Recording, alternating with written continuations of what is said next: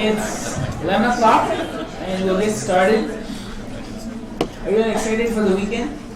Yes? Me too.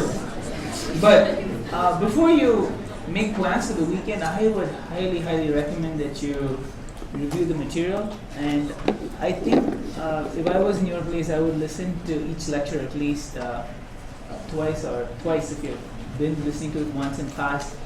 There's no better way to learn than repetition. So the nice thing with YouTube is you can play it at 2x speed. I know some of you feel I should talk slower, and I will try to talk slower. But if you're okay with this, my current pace, and you're into rap music and you can pick up lyrics a lot faster, you can listen to it at 2x speed. You know, that's how I watch videos on YouTube, and so that's one helpful tip I have for you. And also, as you practice with the material and you want to make sure whether you understand everything as you're supposed to, I would recommend that if you can put up the slides and repeat whatever I would say when I have those slides up, if you can do that, that's like the first level of knowledge. Right? Once you have that, then you can think about integrating the information to answer new questions which you would not have seen in class on the exam.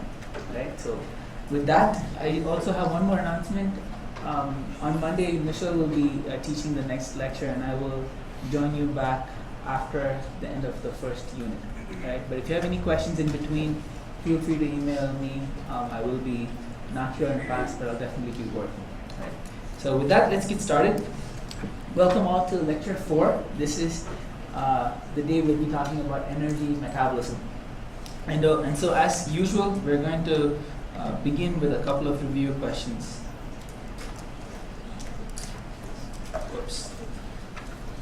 Alright. So potassium ions can pass through a biological membrane by moving across which of the following channels? Would it be directly across the lipid bilayer, through transmembrane lipid channels, through transmembrane protein channels which are having hydrophobic amino acids or hydrophilic amino acids, or would it be those which have uncharged amino acid groups? What type of channel do you think potassium ions can pass through?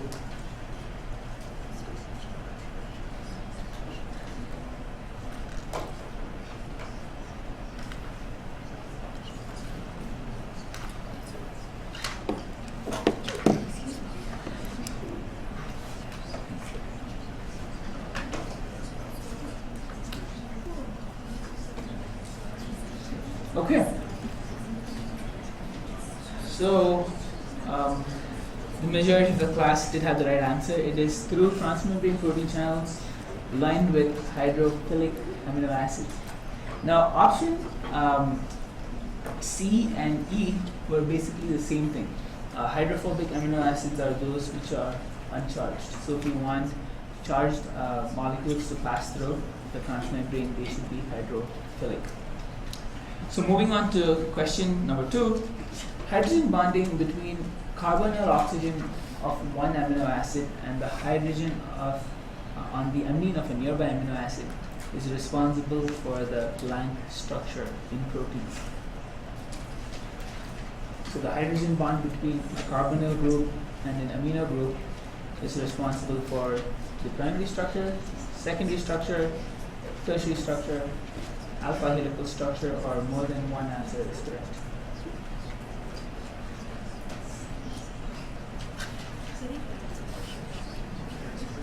All right.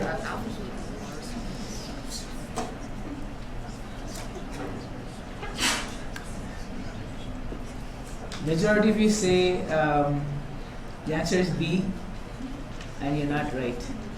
The right answer is option E. The reason being, because this is why I lock the polls, so that people don't change their answer based on public opinion. Still changing. Okay, yeah. So let me explain why more than one answer is right. I'm very glad that you all believe me when I say that more than one answer is right, because you are quick to change it, and you were right to do that. So alpha helices is a type of secondary structure, right? So that's why you could, both answers are right, and so option E is the right answer. Right? Any questions? Is this clear? All right. Question number 3. In the lipid mosaic model of the membrane, blank normally form the ion channels. I mentioned this very briefly in passing during yesterday's lecture, but do you think it's amphipathic phosphate head groups, alpha helices, beta sheets, phospholipids, or triglycerides? You have a question? The last one, was it secondary and alpha helices? Mm-hmm. Yeah, in the previous question, alpha helix is a type of secondary structure. So both would be acceptable answers.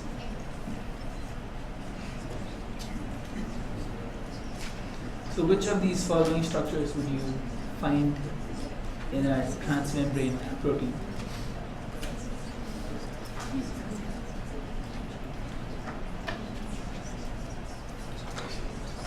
All right.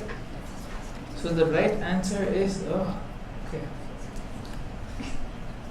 So you said it's amphipathic phosphate head groups. The correct answer would be alpha helices. Okay. And I'll explain why. Because we're talking about ion channels, and ion channels are going to be proteins. Because when you think about the phospholipid bilayer, the exterior is water-loving, hydrophilic, whereas the middle is hydrophobic. And so in order for ions to pass through, they have to pass through a channel, and that channel is made up of proteins, and most likely those proteins would be alpha helices, because those are the proteins which can move up vertically and down across the phospholipid bilayer. And we will see specific examples of this in the upcoming lectures, especially when we talk about the endocrine system and G protein coupled receptors. This will make a lot of sense. Okay, the next question is a good one. The charge and orientation of R groups on amino acids are important in determining all the following protein characteristics except A, its three-dimensional shape, B, its secondary structure, C, the type of ligand or substrate it binds, the type of ion that will pass through it, D, and E, secondary structure within the protein.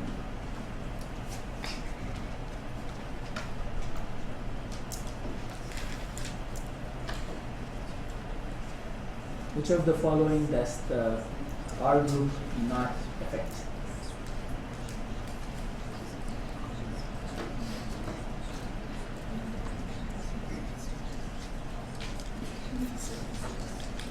Alright, we have 100 responses. Oh, this is great. I'm really glad when I see these types of answers now and not during the exam, because it tells me that there are some concepts which need to be clarified. Right? So let's talk about each of these options one by one. So the three-dimensional shape of a protein will be affected by the R group, because some can be hydrophobic or hydrophilic. That will affect how the proteins are going to fold one with each other.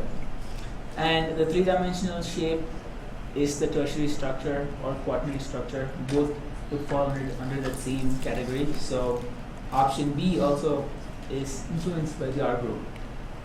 The type of ligand or substrate it will bind. So the three-dimensional shape of the protein is going to determine what type of ligand binds it. So if the first two options were right, that the R group is going to influence the 3D shape, then it will also affect what kind of ligand can bind to it. I know we didn't specifically talk about ligands in these lectures, but we will talk about it when we discuss the endocrine system. The type of ion that will pass through the transmembrane channel, that is also determined on the type of the R groups, because it's going to affect the shape of the channel. Now the last option, the secondary structure within a protein. What are the two types of secondary structures? Alpha helices and beta sheets. What are the bonds which form the alpha helices? Talk about this bond all the time. H bonds, hydrogen bonds. And the hydrogen bonds are formed between the peptide bonds. Right? The carbonyl group and the amino group is going to have a hydrogen bond within each other. And so the secondary structure of the alpha helix is based on hydrogen bonds and not on the R groups, which are going to stick outward, right? So that's the reason why option E would be the right answer. And also the hydrogen bonds in the beta sheets, that is also between the peptide bonds between them. So that's why the secondary structure of a protein is not going to be affected by the R group. Is this clear? Great, fantastic. All right, last question. Oh, I think we're done. Okay. So with that, we're going to begin with an overview of what we'll be discussing.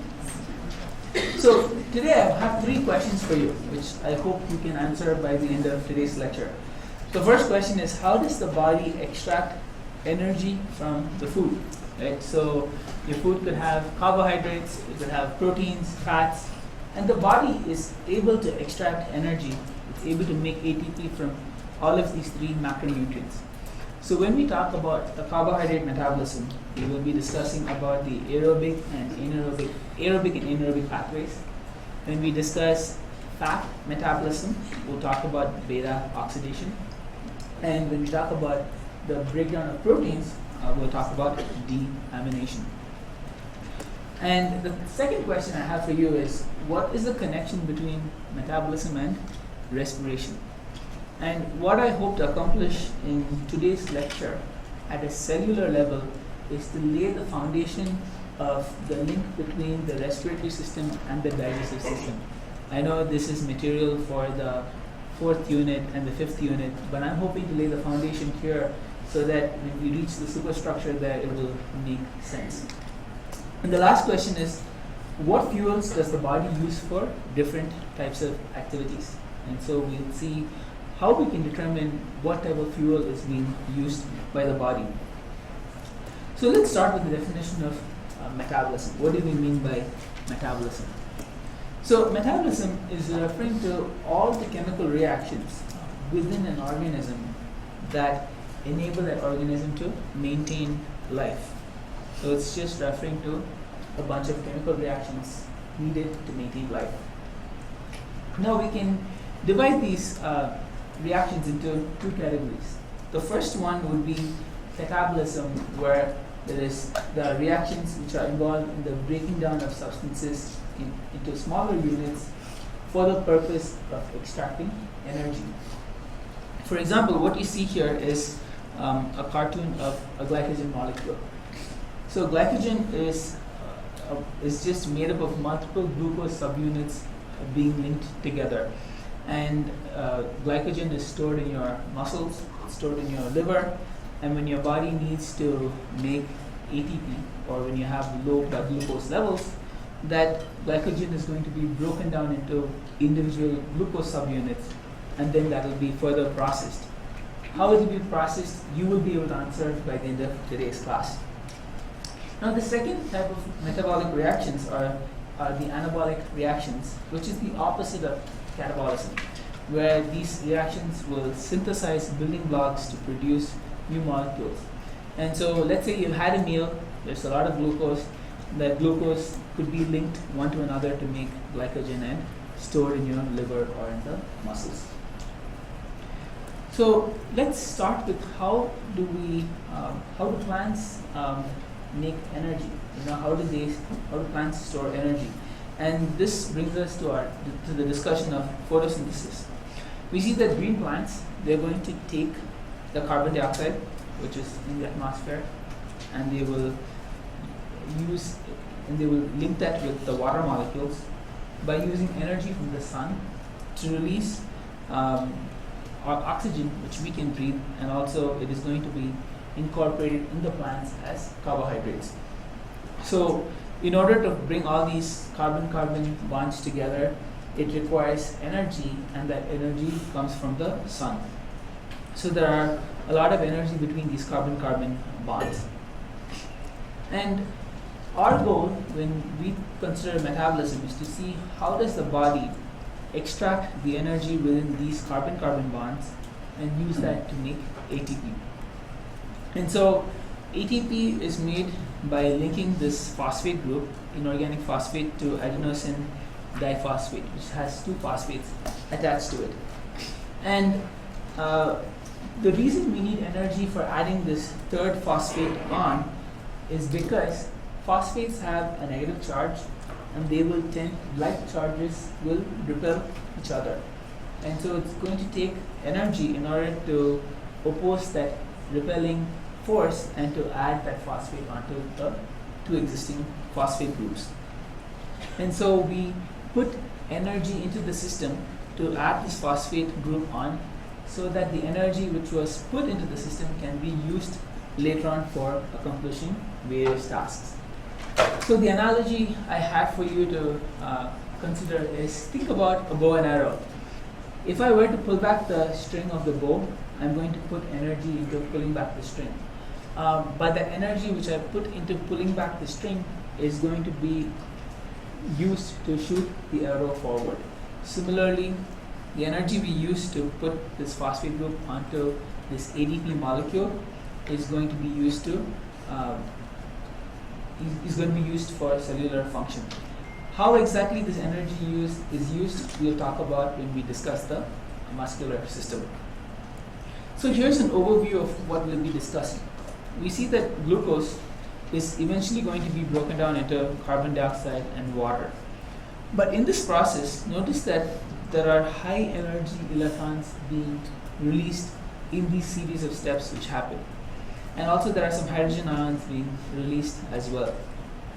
Now these high energy electrons, they are going to be picked up by two electron carriers. One is NAD+, the other one is FAD. So NAD and FAD both are derived from B vitamins. So NAD is derived from niacin, also known as vitamin B3, whereas FAD is derived from riboflavin, also known as vitamin B2. And we'll take a closer look at this when we discuss the digestive system.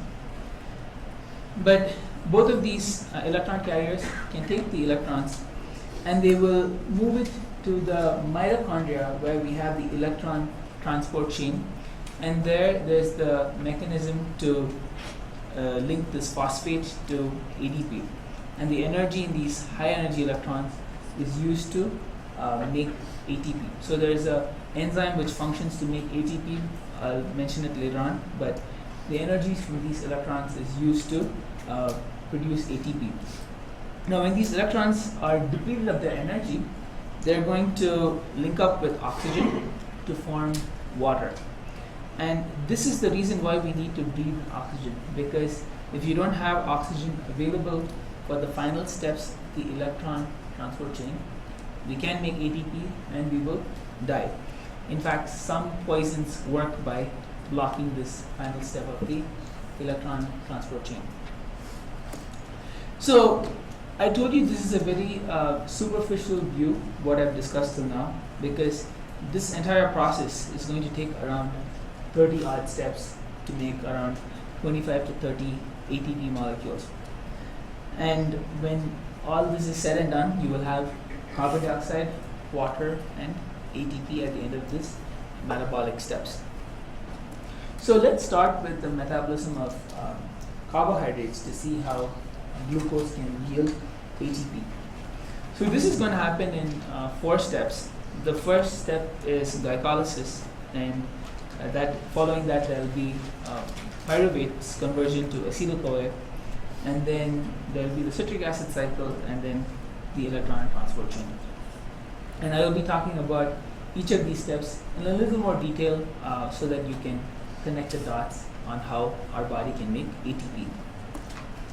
So what you see here is glucose depicted by these 6 circles.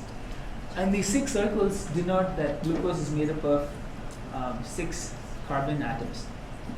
And the end goal of glycolysis, which can also be thought of as sweet breaking, because glyco means sweet and lysis means breaking, this glucose is going to be broken into 2 pyruvate molecules, right?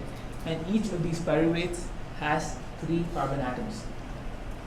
And in order for these series of steps to happen, we see right at the beginning the two ATP molecules are being invested in this glycolytic pathway.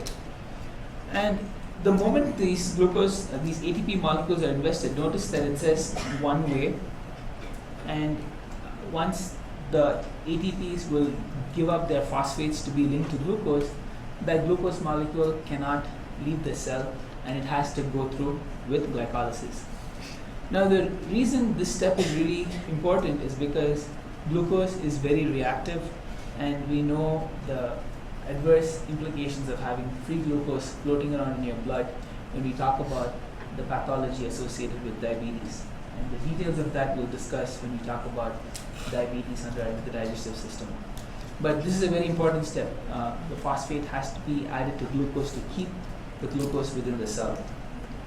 And then we have a series of reactions where high energy electrons will be released, but those electrons will be picked up by NAD and transported to the electron transport chain. And further down, we see that there are 4 ATP molecules produced when you make pyruvate. So this is just a summary of what I just said in words. It's here in text. Remember that this takes place in the cytoplasm, and you don't require any oxygen for these series of steps. And what you note is that you only have 4 ATP being produced from one glucose molecule. And the high energy electrons which were released, they will be carried off to the electron transport chain. So now the question is, what happens to pyruvate? Now a couple of things can happen to pyruvate. It can be converted into lactate, or it can be converted into acetyl-CoA. And whether it becomes lactate or acetyl-CoA depends on how much oxygen is available. So if the body doesn't have sufficient oxygen available and you want the ATP to be produced very quickly, it will be converted into lactate. And that lactate is going to be transported to the liver. And in the liver, the lactate can be made back into pyruvate and then made into glucose. And this is called gluconeogenesis. And the glucose can go back to the muscles and it can be used to make more ATP. Now this seems like a bit of waste, because in order to make lactate back into glucose, you're going to invest more ATP in converting the lactate back to glucose. But the benefit of doing this is that the glucose is very quickly regenerated and is a very fast process. So if you're in a pinch and you want the ATP to be produced very quickly, even though it is not very efficient, the ATP will be produced quickly by making pyruvate into lactate. Now let's move on to the other scenario. You don't need the ATP to be generated as quickly and you have sufficient oxygen available. Then these pyruvate will be made into acetyl-CoA.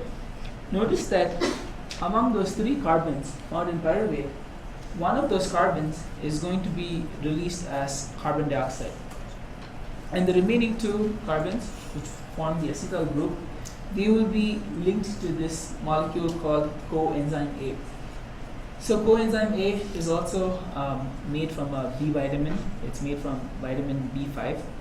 And this, once acetyl-CoA is formed, this is also a one-way step. Acetyl-CoA is going to enter the electron transport chain. Now the thing to note is that from glucose you have 2 pyruvate molecules, and so if it takes the approach of making acetyl-CoA, you'll have 2 acetyl-CoA produced. And notice that there's high energy electrons being transported even in this step as well. So what happens to acetyl-CoA is it's going to enter the citric acid cycle. So we use the word citric acid because in the very first reaction, notice that citric acid is going to be produced here. And we call it a cycle because the reactants in the first step, oxaloacetate, is going to be regenerated in the last step. So that's why we call it a citric acid cycle. So oxaloacetate, which is the first, which is one of the reactants in step 1, it has 4 carbon atoms.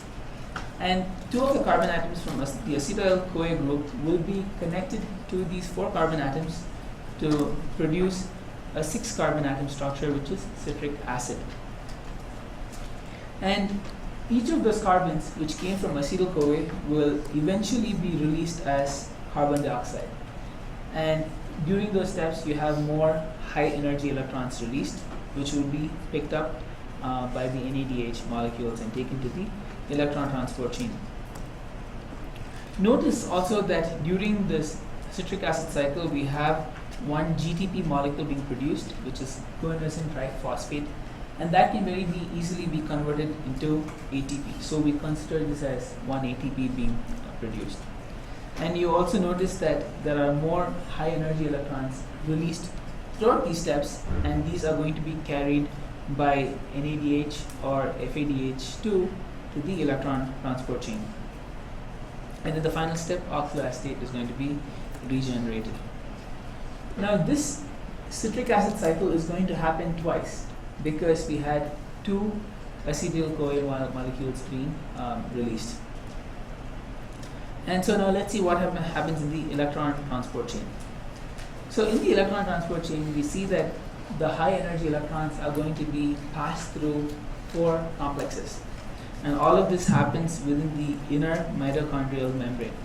So let's just take a closer look and zoom in on what I mean by this inner mitochondrial membrane. So this is the outer mitochondrial membrane, this is the cytosol, and we see that there are these electron transport chain, which is made up of 4 complexes, and I will show you a different representation of this. But in short, what happens is, as these electrons are being passed through these complexes, these electrons are losing energy, they're getting depleted, but we see that the energy which is lost is going to fuel this structure here, which is the ATP synthase enzyme, to link the ADP with inorganic phosphates to make ATP. So let me just show you a different representation of this. So this, I won't be testing you on this specific slide because it's a bit beyond the scope, but I hope it will make things a little more clearer. So notice that as these electrons shown by these red color spheres are being passed on, there are hydrogen ions being pumped from the inside of the mitochondria into this inner membrane space. And there will be a buildup of these hydrogen ions right here.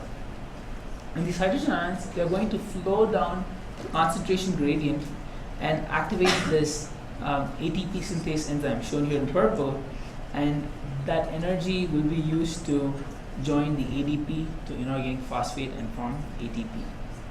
And in the meanwhile, you notice that these energy depleted electrons, they're going to combine with the hydrogen ions and oxygen to form water. So what I've discussed up to this point is a very superficial take on the energy metabolism. So to highlight this, I want to show you, these are the structures of glucose molecules and how they are modified throughout glycolysis to make pyruvate. And then this is the structure of the various reactants in the TCA cycle. So those of you who are curious can look at this, but if you are pre-health or pre-vet, then you will be learning all of these reactions in detail when you take a biochemistry course. So I threw a lot of information at you, and I want to make sure that you are able to use what information I've given you. So here's the think, pair, share activity. So when you are jogging at a relaxing pace, or maybe you're going for a walk, you can sustain that for a long time. However, if you're trying to sprint, you cannot sustain it for more than a few minutes. Why do you think that is the case? So take maybe a minute, turn to your neighbor, talk, and then we'll hear your responses. And then I'll tell you my answer as well.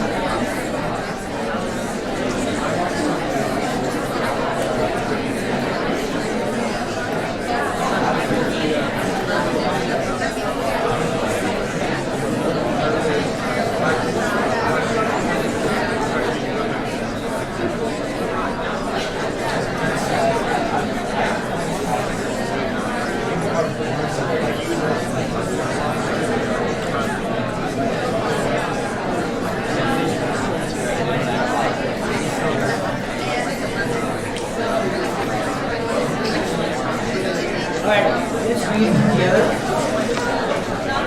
Do you have any answers? Why do you think we get tired very quickly if we try to run fast, but we can sustain that if we're trying to do it at a slower pace? Yes? Due to running at a more oxygen pace, you get a lot more oxygen intake, so glycolysis, pyruvate to acetyl-CoA, citric acid cycle, electron transport chain has more oxygen to work with, so they can generate more ATP than you're going to be using when you're relaxing, versus when you're sprinting, you're more anaerobic. So, yeah, so just to make sure that others hear what you said you make a lot more ATP when you're using the conversion of pyruvate to acetyl-CoA and the electron transport chain in comparison to just the anaerobic metabolism. Yes. I was just going to say different muscle fibers, but like that kind of Yeah. Different muscle fibers, we can get into that during the muscle biology aspect of it. Different muscle fibers will have different types of fuels they can use because of how much organelles are present in them.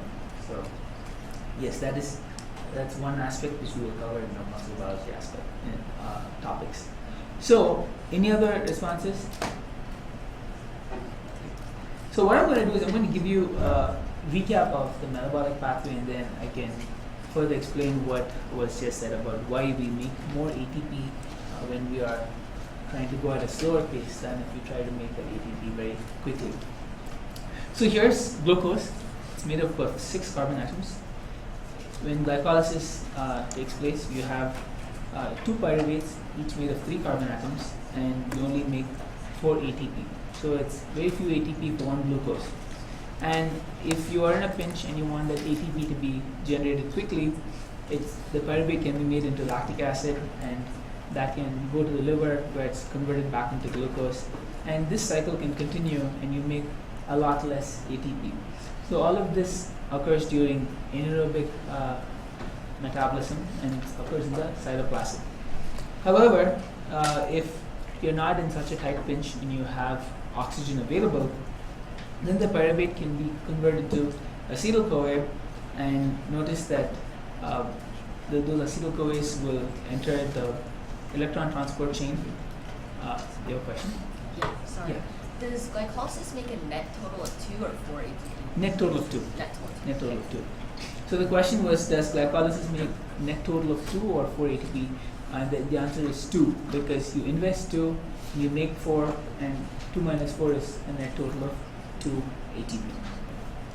So continuing on, we see the acetyl-CoA can enter the Krebs cycle, generate lots of NADH and FADH2, and that enters the electron transport chain, and that can be used to make around 25 to 30 ATP molecules. So when you are using aerobic metabolism, you can make a lot more ATP, and so you get more bang for your buck. That one glucose molecule can end up making a lot more ATP, and so you can sustain that activity for a longer time. So that's why when you are engaging in a sprint, you would be using mainly the anaerobic metabolism, whereas if you're in a half marathon or it's a slower activity, you would be using the aerobic metabolism. Another thing is that when you're engaging in this aerobic metabolism, you have lactic acid buildup, and that can also trigger fatigue as well. So that's why we can sustain some activities for longer if the intensity is lower. Yes, what's your question? Does lactic acid create fatigue, or does it have to go to the liver first? Lactic acid has to go to the liver to be converted back into glucose in order for the muscle to break down that glucose into to make ATP. Yes? So is there some lactic acid that kind of stays as a byproduct then? Yeah, so some of the lactic acid can build up in your muscle because the lactic acid doesn't go very quickly to the liver. So that's why when athletes train intensely, the enzymes which are required for the quick clearance of lactic acid are more pronounced, and training does that, whereas someone who is not trained will have a lot more lactic acid build up, and that's why they will fatigue a lot faster. Any other questions? So is this clear, my explanation for the question the previous slide? Alright, so up to this point we've talked about how to make ATP from glucose. And now we're going to discuss about fats and proteins. So having laid the foundation with glucose metabolism, we see that fats are also known as triglycerides. And here's the glycerol backbone linked to 3 fatty acids. And lipase enzymes can break off these bonds between the fatty acids and the glycerol backbone to release glycerol and the fatty acids. Now glycerol has how many carbon atoms in it? 1, 2, or 3? 3 carbon atoms. So those 3 carbon atoms can be rearranged slightly, and it can feed right into glycolysis, right? And so there is some of the carbons from lipids which is going to enter glycolysis, but the majority of the carbons which is in the fatty acids, they will be converted into acetyl-CoA, and the process of converting it into acetyl-CoA occurs through the beta oxidation of fatty acids. So the exact meaning of why it's beta oxidation, you will know if you take a biochemistry course, but just know that in beta oxidation, what happens is 2 by 2, these carbon atoms, they're going to be linked to coenzyme A and snipped off to produce acetyl-CoA. And each of those acetyl-CoA molecules will enter the citric acid cycle and produce more high energy electrons, which will be taken to the electron transport chain to make more ATP. Is this clear? So in fatty acid metabolism, we see that not much is happening in the cytoplasm. It's happening inside the mitochondria. So the question would be, how does the fatty acid get inside the mitochondria? And the answer is there's this molecule called carnitine, which is involved in the transport of fats into the mitochondria. Has anybody heard the name carnitine before? Working out, people work out. Okay, great. So it has been touted that because carnitine is necessary to move fats inside the mitochondria, that carnitine is a fat burner, that if you take carnitine, you can burn a lot of fat. There are advertisements for this, but the evidence on this is quite mixed. It's not very strong evidence that it will help burn fat, but in fact there are some side effects to indicate that it can make the muscles weak as well. So now we move on to the third part, which is how do we extract energy from proteins. So we talked all about proteins yesterday, and you know that protein's main function is to have structural and functional roles. We talked about enzymes, receptors, antibodies, and so the body doesn't want to use proteins for making energy, but during starvation the body will do that, and so the amino acids will be broken down to their individual components, and the amine group is something which our body cannot metabolize, and so that will be excreted in the urine. But this carbon skeleton can enter specific pathways. So which part of the pathway it enters really depends on the R group, because you can see here that alanine is entering at one point, leucine is entering at another point, methionine is entering into another point.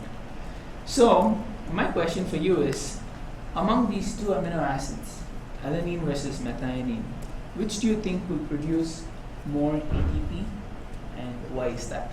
So I'll give you another 30 seconds to discuss this answer with yourself, and then we can come back together. So which do you think will produce more ATP, alanine or methionine? Turn to your neighbor and discuss with them.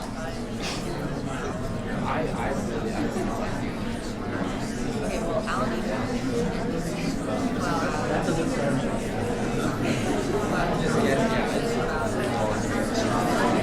Well, I think citric acid, I think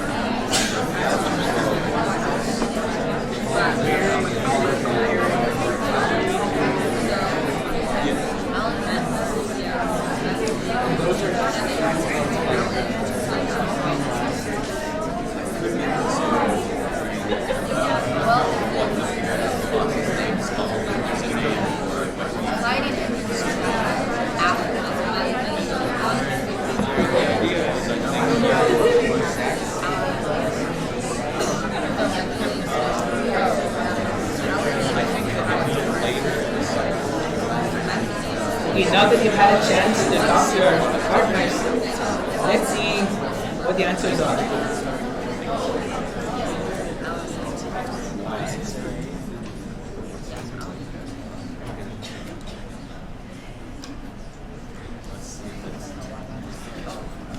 Alright, many people said alanine, and let's see what the right answer is.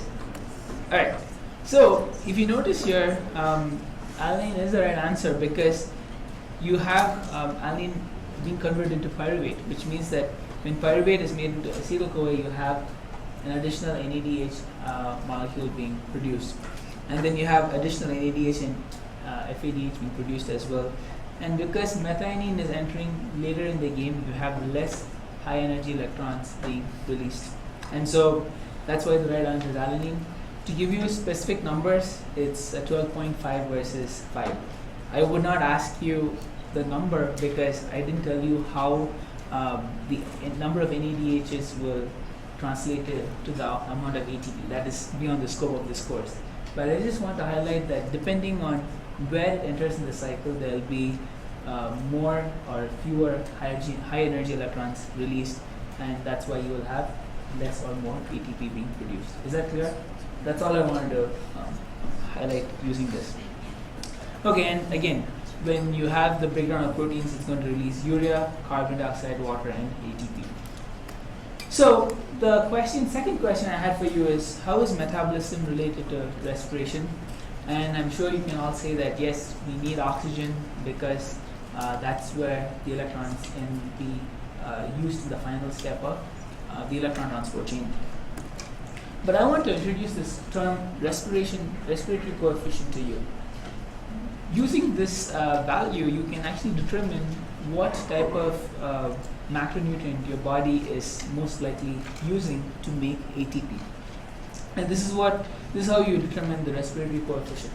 This is the volume of carbon dioxide exhaled divided by the volume of oxygen you inhale. And so the ratio for carbohydrates, proteins, and fats is 1.8 and 0.7. How do we exactly come up with these numbers? You don't need to know, but for those of you who are curious, here are the equations. Right? You take carbohydrates and you burn it. You see how much oxygen was used, how much carbon dioxide was released. You do the same thing for fats and for proteins. You get these numbers, right? But what I want you to be responsible for is know that the carbohydrates are going to have a higher RQ value because they use less oxygen compared to fats and proteins. And I'll tell you the reason why.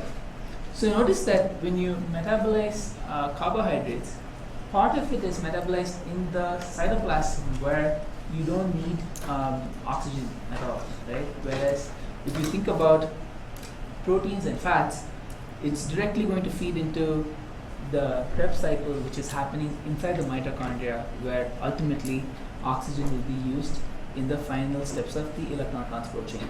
So as far as you're using carbohydrates, you will be using some oxygen, but when you compare carbohydrates versus fats will need more oxygen because fat metabolism occurs only in the mitochondria. Is that clear? Why the RQ value is slightly different? Okay, the reason why I wanted to talk about RQ value is because I wanted to introduce this graph to you. And let me walk you through this step by step. And I'm showing this graph to you to answer the third question: what kind of fuels would the body use when you have different types of activities? So here's the RQ value shown on the y-axis, and on the x-axis you see time.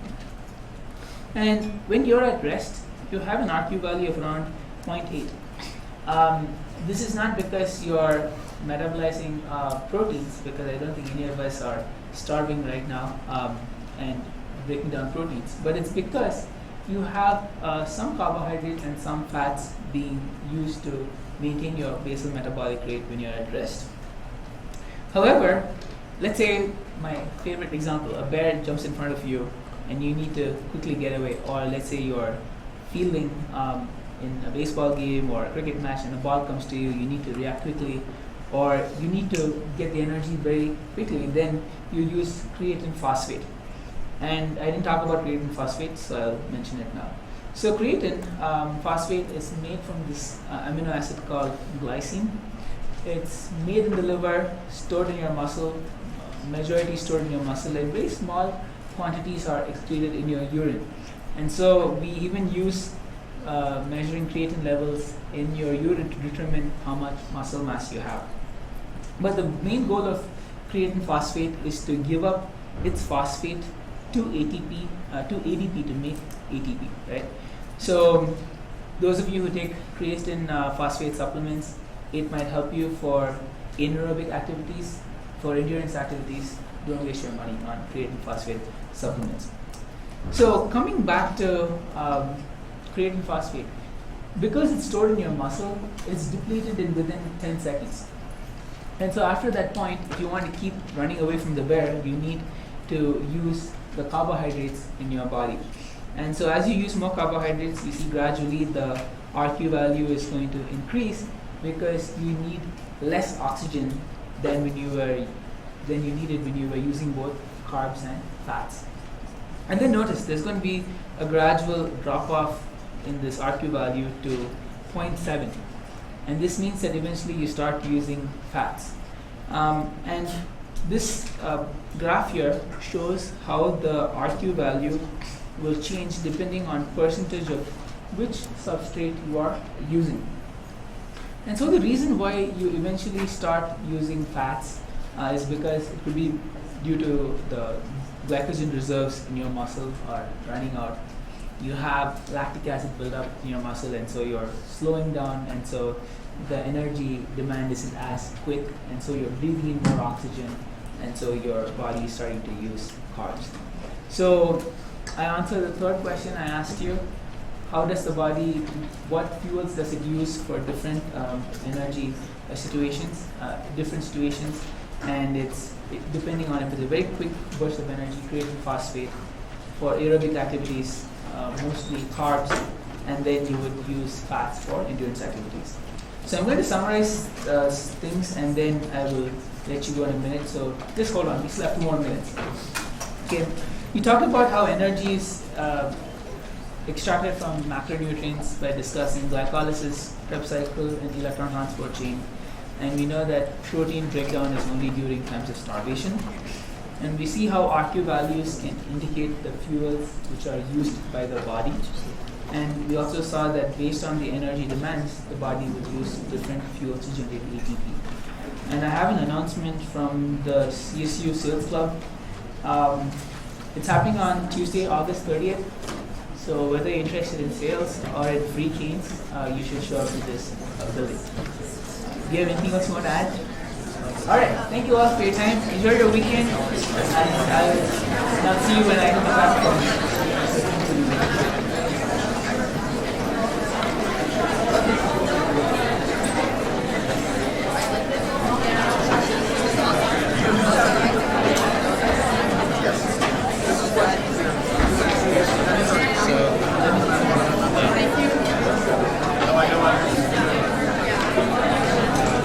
I'm really interested in